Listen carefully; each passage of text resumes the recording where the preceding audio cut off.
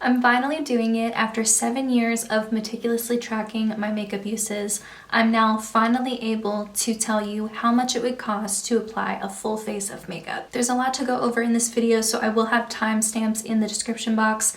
There I will also put some caveats and some more information about my data collection process. Of course, if you have any questions along the way, if anything seems ambiguous to you, please feel free to ask me in the comments. But please, as you're watching this video, understand that this is not an exact science. It's just a fun exercise. It's a fun, different way to look at my makeup. There are so many factors that go into how many times you wear a product before it's gone.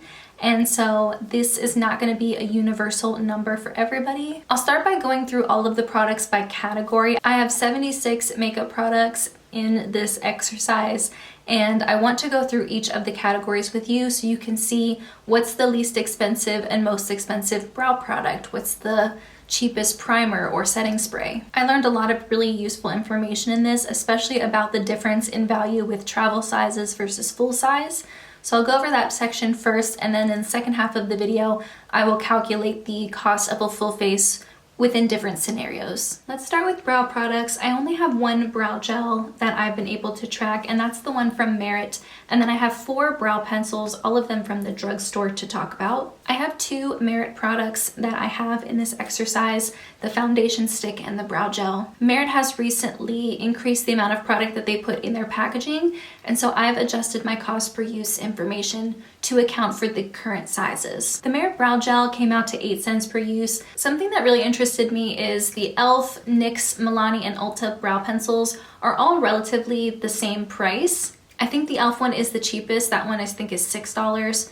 That one came out to 4 cents per use, and the Ulta one, which is only a couple dollars more, ended up being 28 cents per use. That's a pretty big difference for 2 products that are kind of in the same price range. Next up, I have eye primers, eyeliners, and eyeshadow. I only have one glitter glue. That one is from NYX, and it comes out to 2 cents per use. And then the ABH and Urban Decay primers are more expensive, the Urban Decay one being the most expensive at 9 cents. I have 3 eyeliners to talk about, 1 drugstore and then 2 more high-end. The Essence one, I just got so much use out of it, and so it came out to 3 cents per use. The About Face liner was 38 cents per use, which is pretty big, but that one I didn't get as many wears before it was gone. So that's the big reason for the big disparity between those price ranges. And then I only have 1 eyeshadow that I've been able to successfully track over time. And so I have 1 single from ABH. It's in the shade Stone. It was a matte shade, and that one came out to about 5 cents per use. For mascaras, this one could vary so much depending on how long you use your mascara.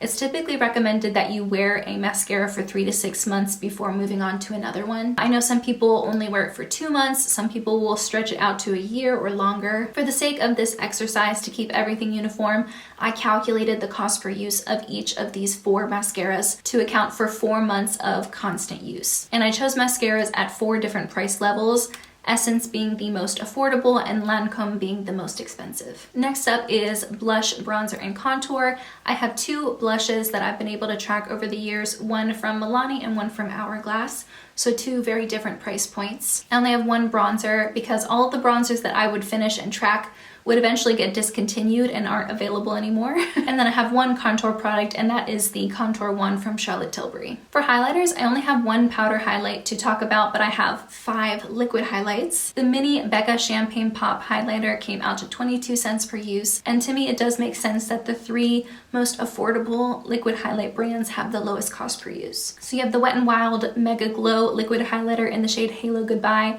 coming out to 3 cents per use versus the Vive Highlight Wand being about 21 cents per use. Next up is color corrector and concealer.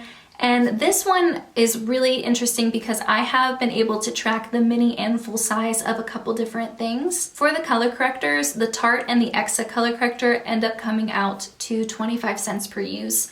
The difference between the 2 is like fractions of a penny. So when we look at the most affordable color corrector option, I'm going to use the Tarte version. And then for the more expensive color corrector version, we'll calculate the 25 cents. It'll still be the same amount, but I'll go for Exa. The 2 most affordable concealers from this list are the e.l.f. and ColourPop concealers. Those both come out to 6 cents per use. And you'll notice that I have the Kosas Mini and the regular Kosas concealer. Those ones, even though they come in different sizes, have the exact same cost per use for me, which is great. I know the Kosas concealers sometimes don't last the longest in the tube, and so if you're hesitant to try it or you like that formula but you don't know if you can go through a whole tube before it expires, buying the mini size will likely give you the same value as the full size. And keep in mind that Hourglass concealer, that one is the most expensive, but that is a travel size. That's a mini concealer that I finished. And I'm assuming that you would probably get a better value cost per use if you were to have the full size. But I don't know that for sure, so just keep it in mind. 31 cents is for the travel. I only have 3 more high-end foundations that I tracked over the years. I think the reason the Charlotte Tilbury one has the lowest cost per use is because I need so little of it. It's a very high coverage foundation, so I'm not using multiple pumps of that to apply. And the Merit foundation stick, again, it's accounting for the current size. With it being a stick foundation and lower coverage, I feel like I was using more of that product every time. Now for primers, I have a lot of mini primers. In fact, all of them except for the Charlotte Tilbury one were minis. Honestly, the cost per use for all of the primers feels really high to me. It being 33 cents every time you use the NYX primer just feels expensive. But then the Vive one is 72 cents per use. For powders, I have mostly loose powders to talk about, 1 pressed powder, and then 2 under eye powders, specifically to set your under eye concealer. I was so surprised to see that the Haus Labs powder came out to 79 cents per use. That's one of the highest cost per use products that I'll talk about today. And that the Too Faced one, number one, it's still available. I thought they discontinued that years ago, but the Too Faced Born This Way ethereal powder came out to 26 cents per use. For the Kosas powder, I only have the 1 pressed powder. I can't really compare it to anything else. And then the Besame Violet Under Eye Powder is 10 cents, while the Pat McGrath one is 16. I have 8 different setting sprays that I'm able to compare for this exercise. And you'll notice that most of the more affordable products, or the ones with the lower cost per use, tend to be the ones from the drugstore. So e.l.f., ColourPop, NYX, and the ones that are more expensive per use are from Charlotte Tilbury, Tarte, and Milk Makeup. In this scenario, I have the mini and the full size of 2 different types of setting sprays. Let's talk about the Charlotte Tilbury one first. That 30 cents per use line in the middle, that is for the full size bottle. And then the most expensive one at 62 cents per use is the Charlotte Tilbury setting spray, but in the mini size. So it costs more than double per use on the mini than the full size, which is so surprising to me. If you know you love the Charlotte Tilbury setting spray and you are considering either getting the mini or the full size, please keep this in mind. It's likely a better value to get the full size, whereas the Milk setting spray, the full size came out to 49 cents per use and the mini came out to 50 cents. So there's not a big difference there. Keep in mind the full size was the Pore Eclipse setting spray and the mini was the Refresh setting spray. So technically 2 different products, but from the same brand. For lip glosses, again, the more affordable brands are the ones that have the lowest cost per use. Milani and Jason Wu come out to about 10 or 11 cents. And I was really happy to see that the collagen lip baths from Charlotte Tilbury are only a little bit more expensive per use than the drugstore ones. That's one of my favorite lip glosses, and so I'm glad to see that it does have a better value than some other high-end glosses I've tried in the past. For example, Lawless, I have 3 different sizes that I've been able to track, and it actually shows that the mini and the jumbo or queen size, the biggest size, have the same cost per use, while the full size is 12 cents more per use. That is a really good information to know because I love the Lawless gloss formula. So this is good to know. If I ever do want to buy another Lawless gloss, I'll know not to go for the full size and to instead opt for the mini or jumbo. For lipsticks, I do have mostly Charlotte Tilbury products to talk about.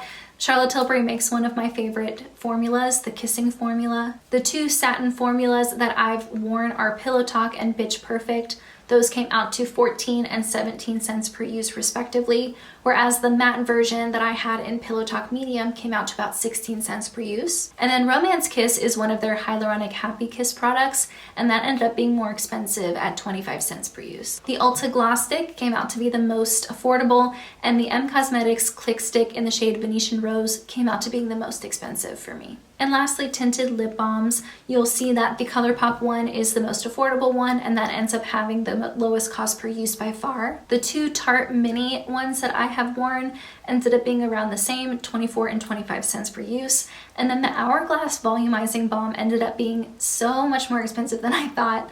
It's 51 cents per use every time you apply it. And the reason for that is because I don't feel like I got a lot of wears out of that product before it was gone. And it is a very expensive product. I think it's like $38. Now, when it comes to pulling all of this information into actually calculating the cost of a full face, I wanted to give a few different scenarios in case you don't wear a lot of makeup or you wear a lot of makeup, in case you prefer more affordable brands or you like to go more high-end. So I've put together 4 full face options, and hopefully you're able to find one of the 4 that you can more closely relate to based on how you wear makeup. So let's start with the cheapest, most bare bones option. Based on all of the products I've tracked, this is what your makeup bag would look like. For eyes, you have the Essence eyeliner and mascara. You get a brow gel. For the face, you get a concealer, a foundation, 1 powder, a blush, bronzer, highlighter, and setting spray. And for lips, you get a lip gloss, a lipstick, and a tinted lip balm. Now let's break down how much each product would cost to apply. You'll notice for the most part, almost every product is 10 cents and under, with the exception being a couple of those face products in the middle. The Nabla bronzer is 15, the Charlotte Tilbury foundation is 24, the Becca highlighter is 22, and the Kosas powder is 18. And so if you're the person who tends to go more drugstore than high-end, and you tend to have a more pared down number of products that you wear, this is going to more closely align with your cost of a full face, which is $1.46. The next option is still just the basics, but you tend to go for the more high-end versions instead of the drugstore. You still have the same number of products as the previous option, but I switched out most of the products for more expensive versions. For example, I switched the Essence mascara with the Lancome one, the Milani blush with an Hourglass one, and the ColourPop tinted lip balm with one from Hourglass. Some of them are the same, like the Nabla bronzer and Kosas powder, because I only have cost per use data for the one product. In general, those will be the same across the board. And when we look at the product breakdown, you'll see that now most of the products are over 10 cents per use, with some even creeping up to 50 or 60 cents per use. Because of your more expensive taste, your cost of a basic full face would jump up to $4.09. Now let's quickly look at those side by side. The purple cells are the ones that are different, and you'll notice that some of them are really different. The Lancome mascara is 24 cents more than the Essence one. The Lawless gloss is 37 cents more than the Milani gloss, and the e.l.f. setting spray is 53 cents cheaper than the Charlotte Tilbury. So even though you have the same number of products in your makeup bag, your cost every time you apply that makeup goes up multiple dollars per wear. Overall, the difference between the least and most expensive basic full face is $2.63. Now let's say you typically wear more than just the basics. You like to take things up a notch. You like to wear eyeshadow primer and glitter glue. You have a color corrector for your under eyes and a concealer. You like to use a separate powder to set that concealer versus what you use to set the rest of your face. Maybe you do like to pull out all the stops with the number of products that you wear, but you're still hoping to go for the more affordable versions of those products. So most of your products tend to still be drugstore instead of high-end. You might relate more to the Deluxe full face, which includes 23 products instead of 14 in order to do a full face. You'll see I've included a brow pencil and a gel. I've added a face primer, a liquid highlighter, and a contour product. You get a pressed powder and a loose powder option. Your Deluxe full face in this scenario would cost $2.77. When you look at the breakdown, again, most of the products are 10 cents and under, with a few new outliers like the Tarte Color Corrector, which is 25 cents per use, and surprisingly, the NYX Mini Marshmallow Primer, which is 33 cents per use. Now let's take things up one more notch. You like the Deluxe option, you like having so many products in your makeup bag, but you prefer the higher end brands instead of the drugstore. That's going to bump up your cost of a full face to $6.85. The main switch outs to notice are again switching the Essence mascara for Lancome, the Wet n Wild liquid highlight and NYX primer for Vive, and your 3 lip options are also switched out for more expensive brands. In this breakdown, you see an average of 27 cents more for each product that gets upgraded to the more expensive option. Your full face goes up by a whopping $4.08 from $2.77 up to $6.85. If you're looking at those 4 options and you still feel like you haven't been able to find a version that works best with how you wear your makeup, not to worry, I give you the option to fully customize this yourself. I will have a spreadsheet linked in the description box of all of the cost per use data for every product I talked about today. That way you can use my list and create your full face of makeup and calculate how much that would cost for you. I'll also have some screenshots of the charts that I shared today in that spreadsheet. Oh my goodness, I can't believe I've finally been able to do this video. This is something I've wanted to do for the longest time. Something really great that I've noticed recently is that other people are starting to track their uses and share cost per use data. And I think that's wonderful. Truly, the more people who share this sort of data, the better. The entire reason I share this sort of content is because I think it's really beneficial to get an idea of what the value is of the makeup that you buy. At the end of the day, it's a fun new way to look at my makeup, but it also does help give me some perspective and helps me make more informed purchasing decisions in the future. And that's what I want for you too. I want you to look at these estimates, and if these numbers relate to how you wear makeup too, then it can help you find the best value for what you're spending your hard-earned money on. I'm so excited. Truly this has been such a bucket list video. If you have any cost per use data to share, please do send the comments. Thank you all so much for your patience. I know people have been waiting a long time to get a video like this, but yeah, that's everything. I'm gonna hurry up and edit this video and get it out as soon as I can. But in the meantime, that's everything I have. I hope you have a wonderful rest of your day, and I'll see you in my next video.